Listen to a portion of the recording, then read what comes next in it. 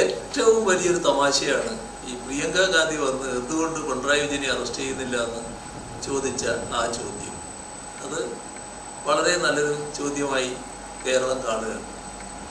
കാരണം അവരാരാണ്, അവരുടെ ഭർത്താവ് ആരാണ്, ഇവരുമായിട്ടെല്ലാം ബന്ധപ്പെട്ട DLF എന്താണ്, അതുമായി ബന്ധപ്പെട്ട് കുറേ നാൾ ഉയർന്നു വന്നിരുന്ന ആരോപണങ്ങൾ എന്തൊക്കെയാണ്, ആ ഘട്ടത്തിലുള്ള നടപടികൾ എങ്ങനെയൊക്കെയാണ് നീങ്ങിയത്, പിന്നെ 170 കോടി രൂപ എങ്ങനെ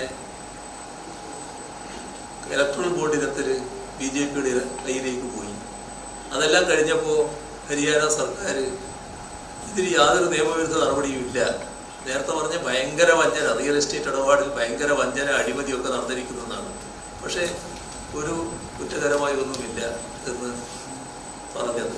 അതെല്ലാം രാജ്യത്തിൻ്റെ മുന്നിലുള്ളതാണല്ലോ.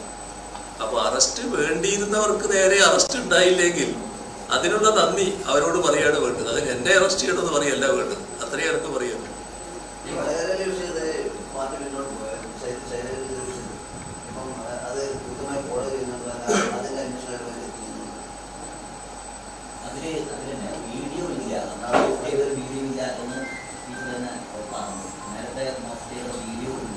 എല്ലാം മോർഫ് ചെയ്ത ചിത്രത്തെ പറ്റിയാണ് അവർ പറഞ്ഞത്. ചിത്രം എന്ന് പറഞ്ഞപ്പോൾ അത് വീഡിയോ എന്ന് ചിത്രീകരിക്കേണ്ട കാര്യമില്ല, ചിത്രത്തെ പറ്റിയാണ് പറഞ്ഞത്. അവർ തന്നെ വ്യക്തമാക്കിയിട്ടുണ്ട്. മോർഫ് ചെയ്ത ചിത്രം നാളെ തലവെട്ടിയിട്ട് വേറെ തലവെക്കുന്നൊരു ഏർപ്പാടുണ്ടല്ലോ, അതാണ് നടന്നത്. അതല്ലേ അങ്ങനെ തന്നെ പറഞ്ഞത്. അത് ഞങ്ങള് വിട്ടാലും ജനങ്ങൾ വിടുമെന്ന് കരുതണ്ട കേട്ടോ.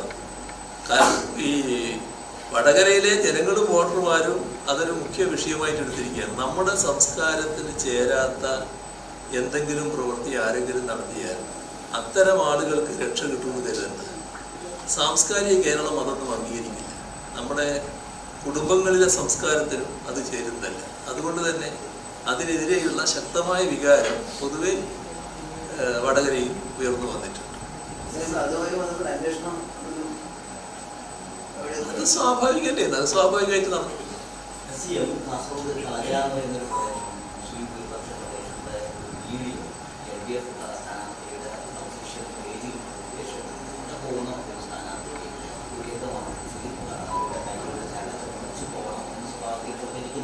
പിന്നീടത് സ്ഥാനാർത്ഥിയും പിൻവലിച്ചിട്ടുണ്ടെങ്കിൽ തെരഞ്ഞെടുപ്പിന്റെ ഒരു ഘട്ടത്തിൽ ഇത്തരം പ്രദേശങ്ങളെ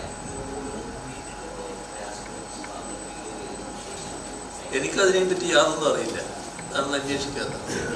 കഴിഞ്ഞ ദിവസം ഒരു ഫേസ്ബുക്ക് പോസ്റ്റ് കണ്ടു. സൈബർ അതുപോലെ സൈബർ രംഗത്തുള്ളവരെ അതായത് മുഖ്യധാര മാധ്യമങ്ങൾ നമസ്കരിക്കുകയും രാജ്യപ്രചാരണം നടത്തുന്ന സമയത്ത് നവമാധ്യമങ്ങൾ ശക്തമായ അത് ഞാൻ ശ്രദ്ധിച്ചൊരു കാര്യം, കുറെ കാലമായിട്ട് നിലനിൽക്കുന്ന ഒരു കാര്യമാണ്. ഇപ്പോൾ ഈ ഘട്ടത്തിൽ മാത്രമല്ല, കുറെ കാലമായിട്ട് നിലനിൽക്കുന്ന കാര്യം. നമ്മുടെ മുഖ്യധാരാ മാധ്യമങ്ങൾ ഒരു വിഭാഗം എങ്ങനെയാണ് ഞങ്ങളോടൊക്കെ പെരുമാറുന്നതെന്ന് എല്ലാവർക്കും അറിയാം.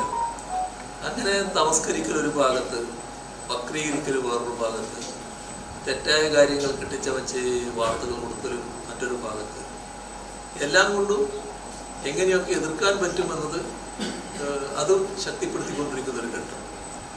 ആ സമയത്ത് ഈ ഓരോന്നിനെയും പൊളിച്ചടുക്കി രംഗത്ത് വരുന്നത് ഈ നവമാധ്യമ രംഗത്തുള്ള നല്ലൊരു വിഭാഗമാണ്.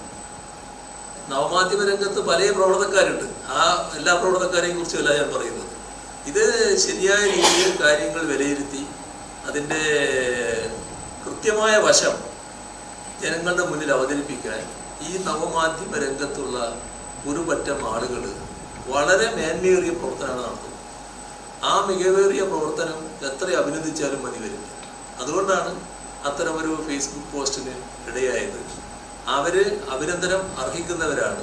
എല്ലാ ഘട്ടത്തിലും പൂർണ്ണമായ പിന്തുണയോടുകൂടി അവർ വരുന്നതിന് നന്ദിയുണ്ട് എന്നാണ് അതിൽ പറയാനുള്ളത്.